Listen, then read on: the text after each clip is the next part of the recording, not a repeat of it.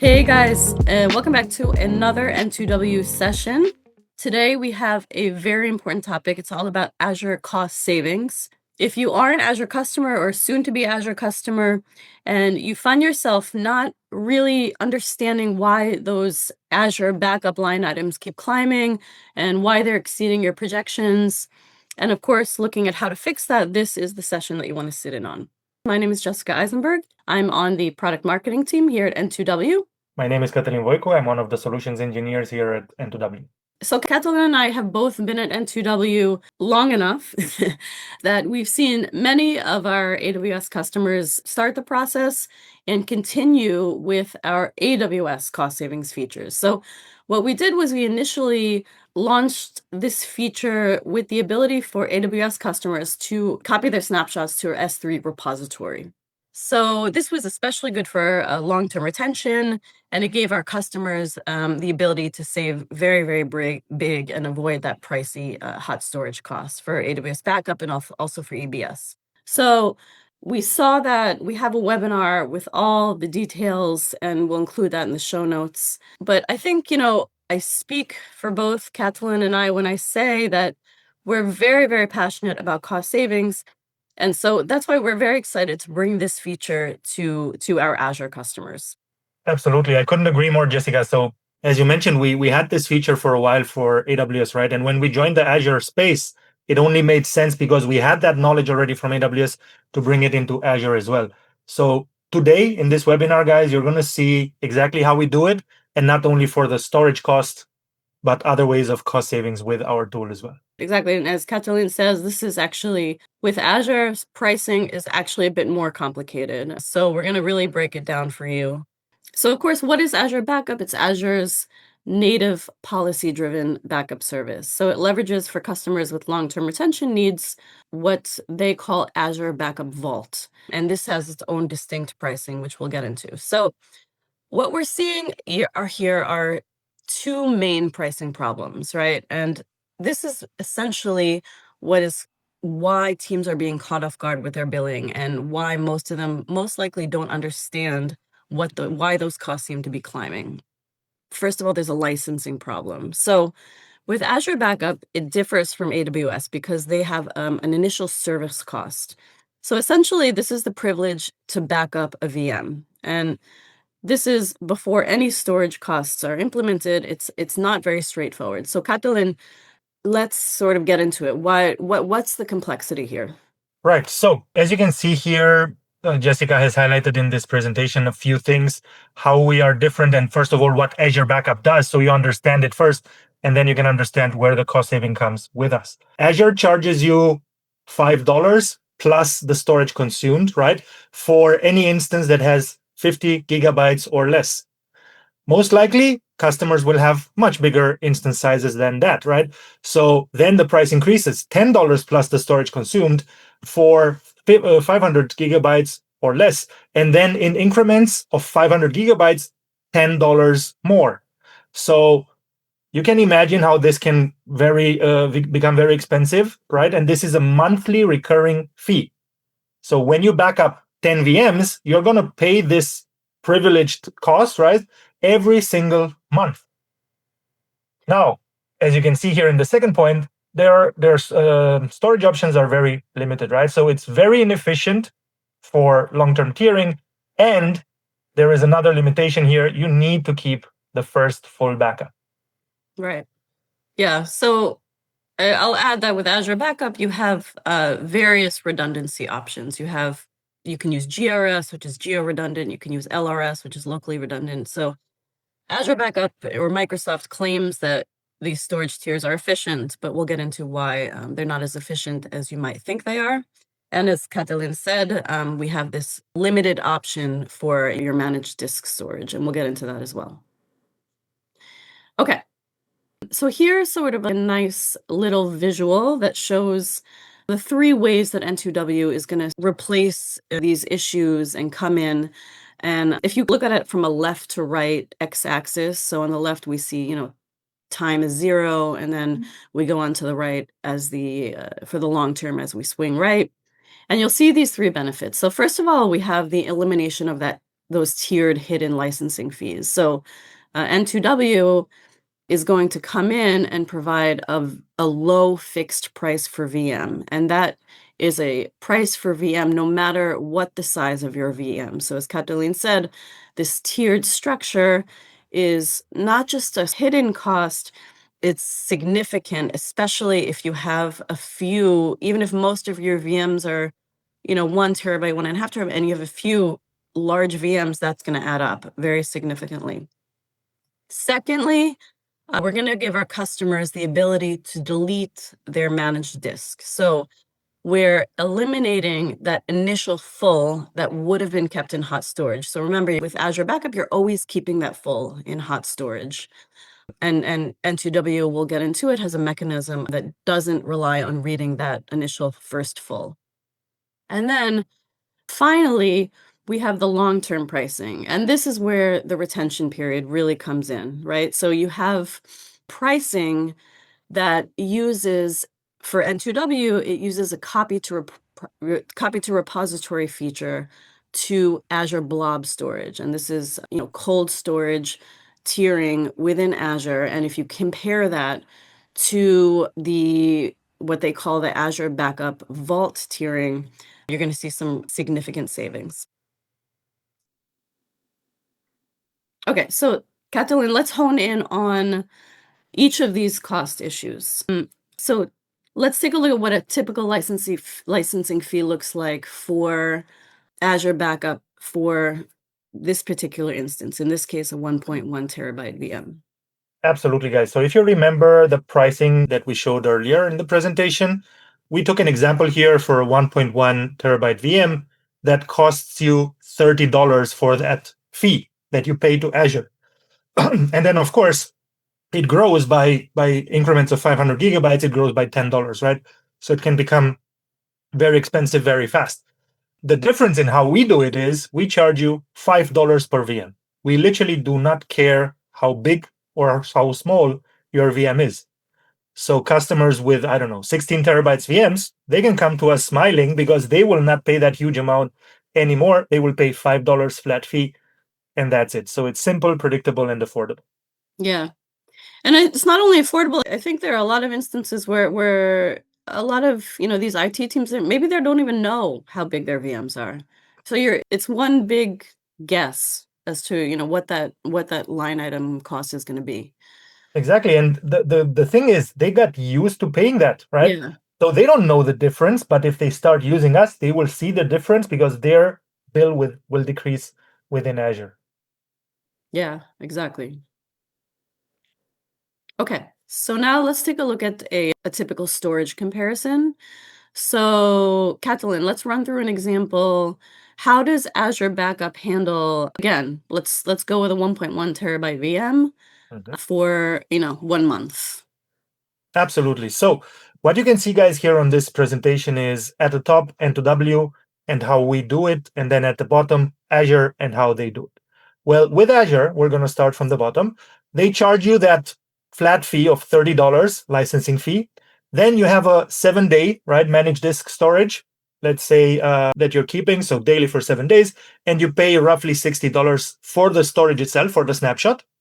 And then what they do is they allow you to move the backup into a Vault storage, and the fee per terabyte is 22.4 per month, right? So you end up for this 1.1 terabyte VM with a price of roughly $112. At the top now, what we do is our flat fee is $5 per VM, regardless of the size. But in this example, it's the same 1.1 terabyte VM. Then you have the $60, so the snapshot cost will be identical, but the cost savings come from the license fee, one, and then from the storage, because we move the backups into blob storage, which is $18 per terabyte per month. And there is also a one-time fee per terabyte. You can see that at the top right, $1.75, which includes our processing fees with the workers, with APIs. So we have a proprietary way of storing backups into storage repositories, such as Blob, such as AWS S3, such as Wasabi, right? But this proprietary way includes this worker cost that comes with it. So the total cost with our solution would be $83 compared to the 112. And again, it's only for this 1.1 terabyte VM. So if you have 100 times this amount, you can do the calculations, just add a couple of zeros and you'll see the cost savings is enormous. Yeah, and if we move to the next slide, we'll see a typical use case. But I also want to add that Catalin, he mentioned this already, but it's our mechanism. So you not only have the affordability, but you have that streamlined process, right? No native tool has the capability of just with a few clicks to copy those backups into that repository. It's very, very simple. And as I mentioned before, AWS customers have been using this for years. Okay, Catalin, taking all these cost-saving aspects into account, let's run through this example. This was actually a real-life customer. They came to Catalin. They asked to put their inputs into our online calculator, which we'll show you in just a bit. But this is their full environment inputs, and we went through their cost of ownership for using N2W. So let's run through it. Absolutely. Thank you for bringing this up, Jessica. So we did a calculation for them, and this is a savings for 90-day retention, of course, use case. This customer came to us and they told us, hey, we have roughly 200 VMs, right? They said they might have more, but some of them they are not thinking about backing up. So we said, okay, let's run with 200, the number that you gave us. The average size per VM was 1.5 terabytes. Of course, some are larger, some are smaller, but the average was 1.5.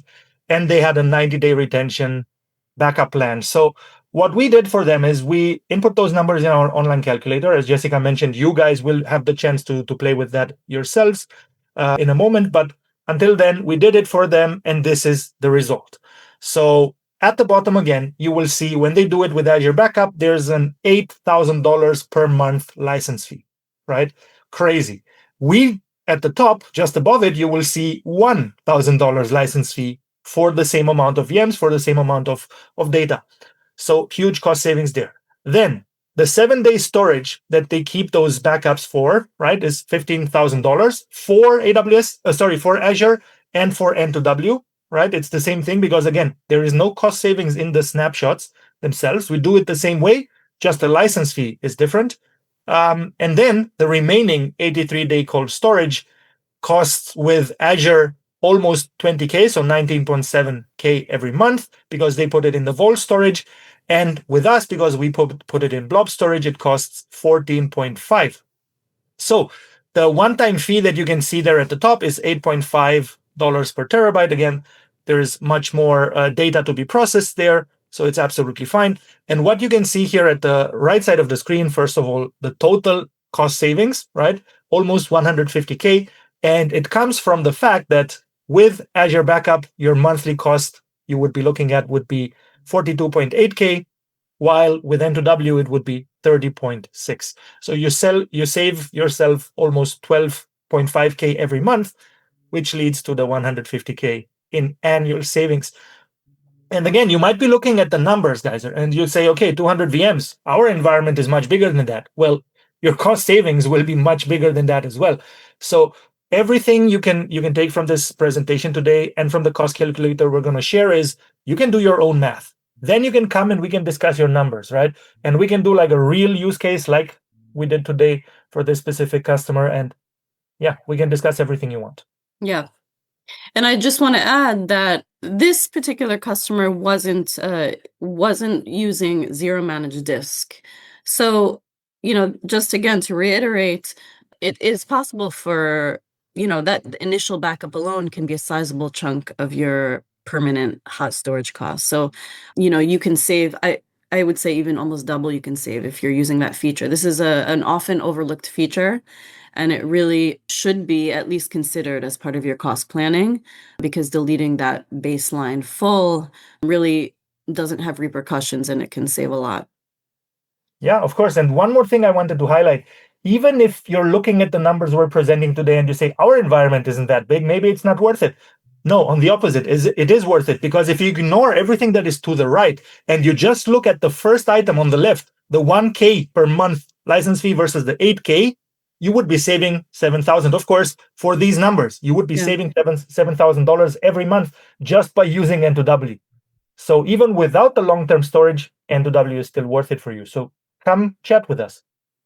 Yeah, for sure. For sure. And I think, the initial reaction is, oh, I don't want to pay for another tool, right? In this case, you actually do want to pay for another tool. If you're saving that kind of licensing costs, it's for sure worth it to bring that to management. Absolutely. Cool. Okay, so Catalin said, how does this apply to you? This is the big question. How do you take this information and apply it to your specific environment? So we have a very cool online calculator on our site. It's brand new. You can navigate to it with the QR code here or the link, and there's a blog that has some supporting assumptions and some recommendations as well. We have a calculator both for short-term and long-term, so that we consider short-term to be 90 days and less, and long-term to be 90 days and above.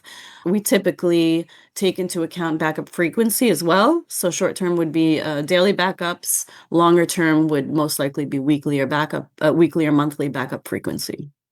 It's a very, very easy tool to use. We really encourage you to play around with it. If you don't fully know what your assumptions are or what your inputs are, play around with it. And as Catalin said, we can dig into it even further. We can really have you understand where exactly the savings are coming from. And, everything is included in there. Our licensing costs, all the processing fees, everything. It looks like a very simple calculator, but behind the scenes, it holds a lot of information.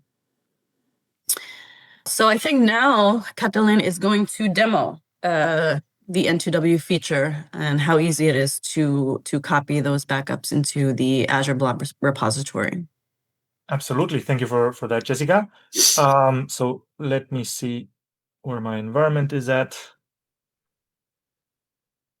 There we go.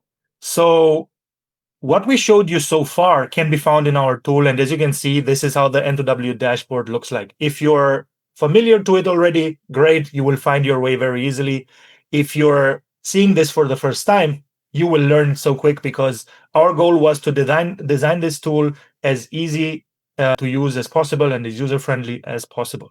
So you would see here at the top of the screen that I manage some AWS accounts. I manage some Azure subscriptions as well. So if I wanted to do the policies for Azure, I would simply go into policies. I would select create a new Azure policy, and then it gives me a bunch of options. It allows me to select my Azure account, so I can have multiple tenants added in here. Then for each tenant, it will show me all my subscriptions. In my case, I only have this one, but I can give this policy a name, put a schedule on it, and then go into backup targets. When you go into backup targets, you can select what resources you wish to protect in your Azure subscription. So we support today VMs, disks, and SQL servers. The example we gave in our presentation today was related to VMs and the disk storage that belonged to that VM. So I'm going to go and select some of my VMs from my account, right, and add them to the list.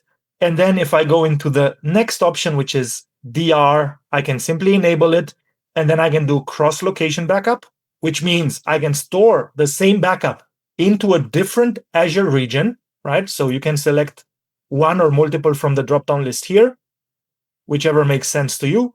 And then I can do cross-subscription backup as well. So similar like our capability in AWS to do cross-account backups, no matter if it's in the same organization or not, in here, we allow you to do cross-subscription for now within the same tenant, right? Our goal is in the future to do it cross tenants as well. So you'll be able to simply do that. And then within the lifecycle management is the use storage repository functionality that we have been talking about. So storing into Azure Blob as opposed to storing into Azure Vault storage, right? Which is cheaper when you do it with N2W. Now, you would have to set up your storage settings here in the storage repositories, right? You can always go and create a new one.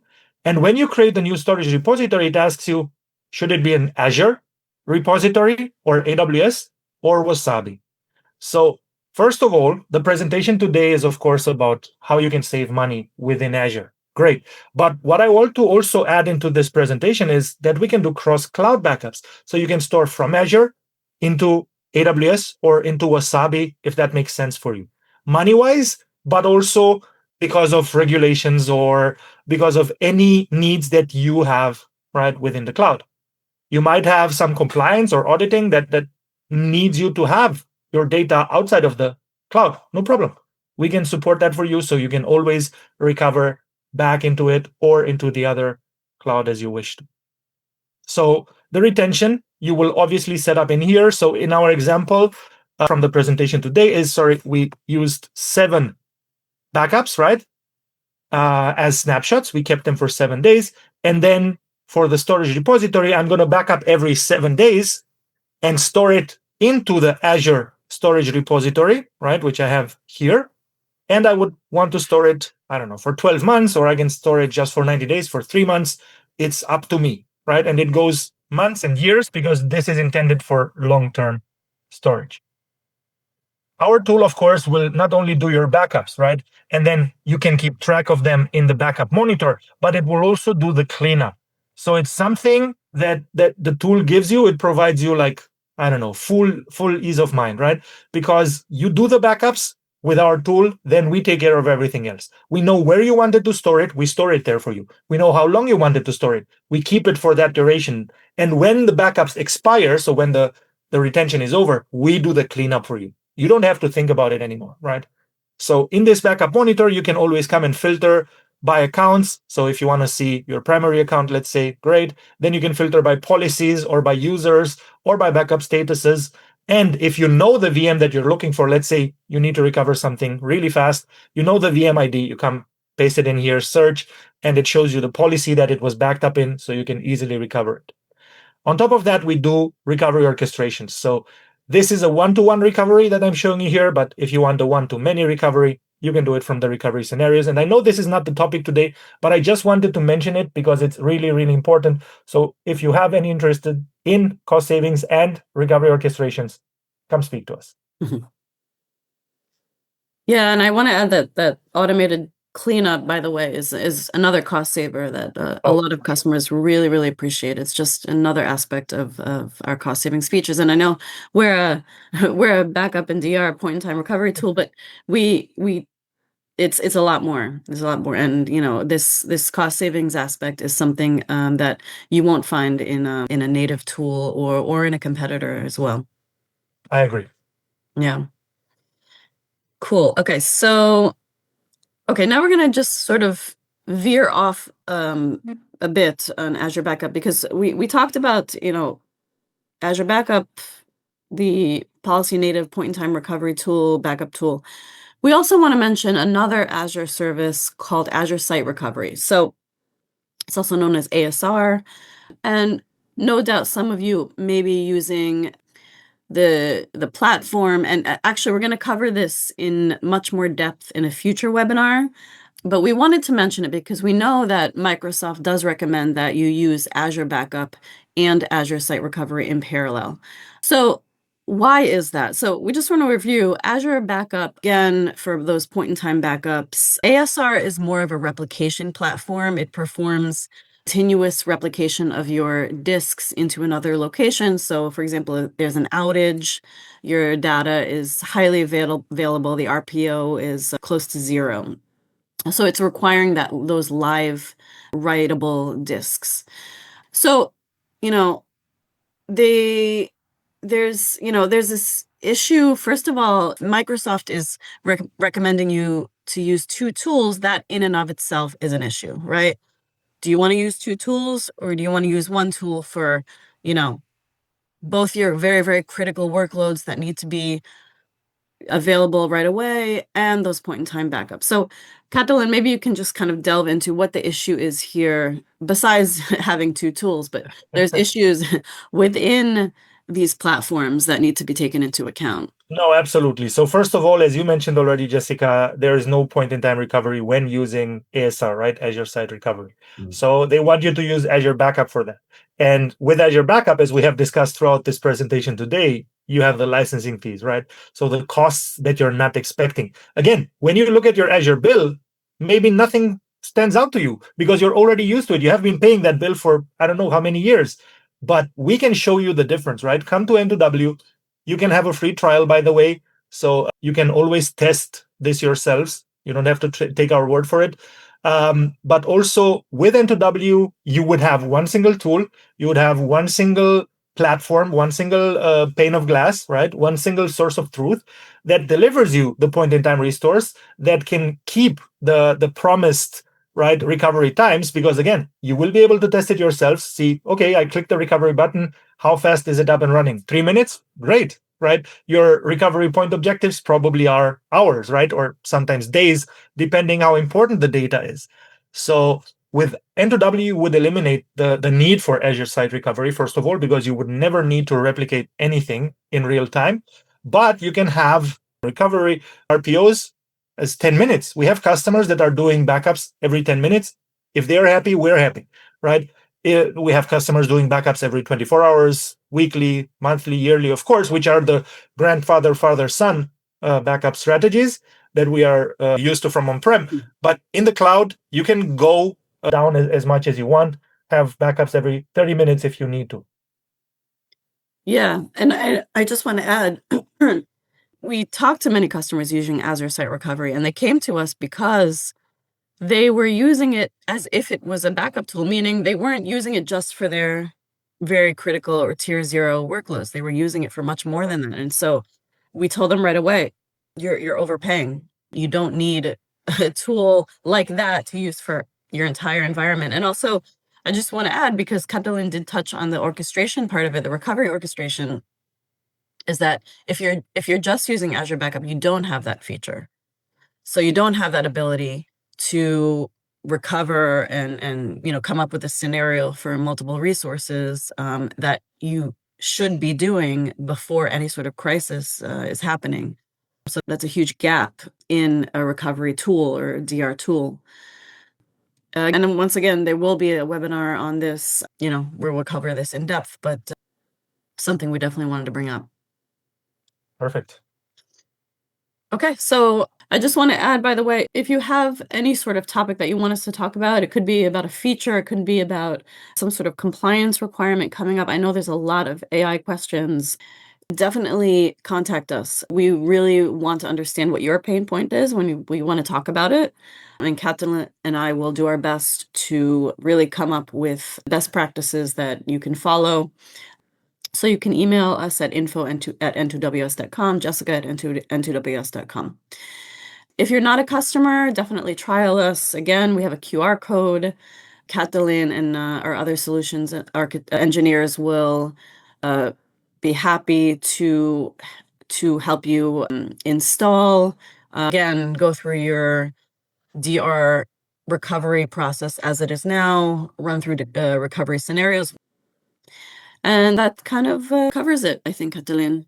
I had fun. Great, Jessica. Yeah, we had a lot of fun. We showed some really interesting information here on our presentation. So we would really love it, guys, if you reached out to us and chatted about this. If you're existing customers, reach out to your customer success managers and get all the information you need. Ask for a session and we can talk about things. If you're a newcomer, happy to have you. Spin up the free trial. We can be there with you, install everything, walk you through everything, talk you through all the settings, and then you'll tell us your feedback. And play with the calculators. Head on over. For sure. Yep. Okay. Thank you, everyone. Thank you, everyone. Bye-bye.